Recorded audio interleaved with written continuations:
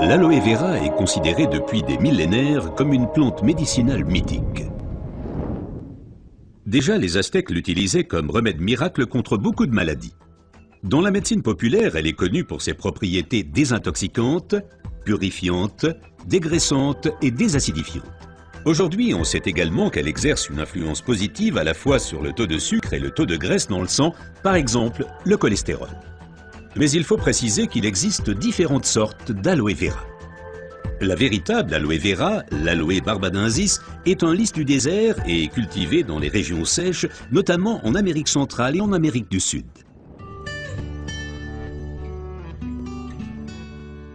L'efficacité de l'aloe vera dépend principalement de son traitement, mais les différences se font dès la récolte. Pour éviter d'abîmer la plante, les feuilles doivent être coupées à la main.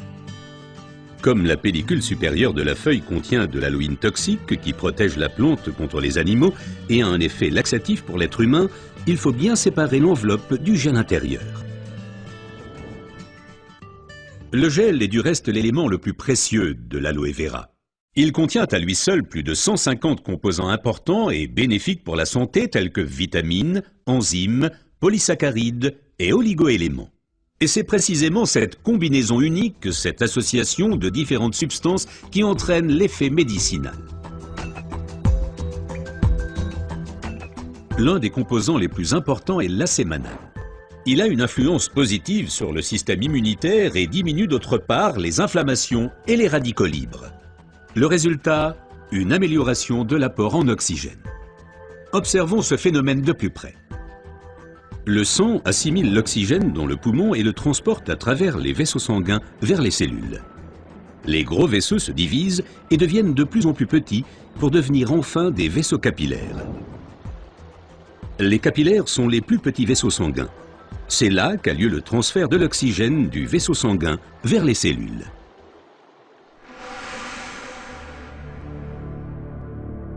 Une alimentation malsaine, la pollution de l'environnement, le stress et des exigences élevées affaiblissent notre système immunitaire. Les radicaux libres ont le jeu plus facile et ils peuvent entraîner des micro-inflammations dans l'organisme. Ces inflammations altèrent les vaisseaux et entraînent un épaississement des parois des capillaires. Ce gonflement rétrécit le vaisseau et les globules rouges circulent plus lentement à travers les capillaires, entraînant une baisse de l'alimentation en oxygène. Et c'est là que l'aloe vera intervient. Elle réduit le gonflement des parois des capillaires. Les globules rouges circulent plus rapidement et l'alimentation en oxygène est améliorée. Les toxines et les impuretés sont évacuées plus rapidement. De récentes études indiquent que d'autres substances naturelles peuvent encore améliorer l'effet de l'aloe vera. Parmi ces substances, il faut citer tout d'abord le silicium, mais aussi l'huile d'onagre et enfin les minéraux basiques. Observons tout d'abord le silicium d'un peu plus près. Le silicium est indispensable à l'organisme. C'est un élément structurant. Nous le connaissons surtout sous forme de sable de quartz que l'on trouve dans la pierre et le béton.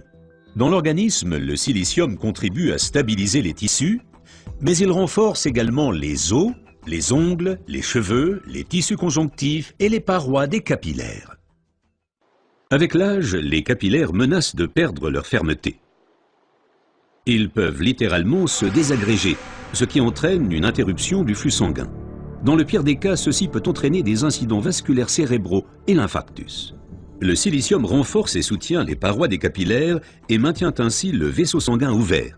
Les globules peuvent ainsi continuer à alimenter les cellules en oxygène.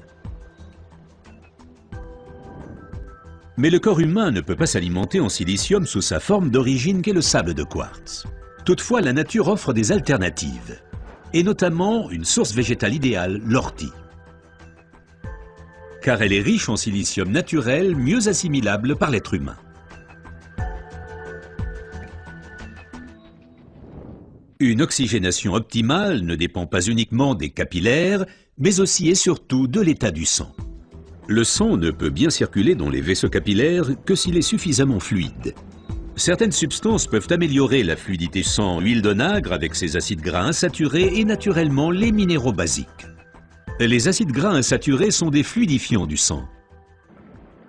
Ils empêchent les globules de s'agglutiner et donc un épaississement du sang. Les minéraux basiques soutiennent l'élasticité des globules rouges et facilitent ainsi leur passage à travers les capillaires. Ces deux éléments améliorent la fluidité du sang et garantissent ainsi son alimentation optimale en oxygène. Permettez-moi de récapituler. Une oxygénation satisfaisante de nos cellules est une condition importante de notre santé et permet également de prévenir les maladies graves. L'aloe vera et son effet décongestionnant améliorent l'oxygénation. Le silicium renforce les parois des capillaires et garde le vaisseau sanguin ouvert. Cet effet est renforcé par l'huile d'onagre et aussi par les minéraux basiques. Ce que la médecine populaire savait depuis longtemps est maintenant confirmé par la recherche moderne.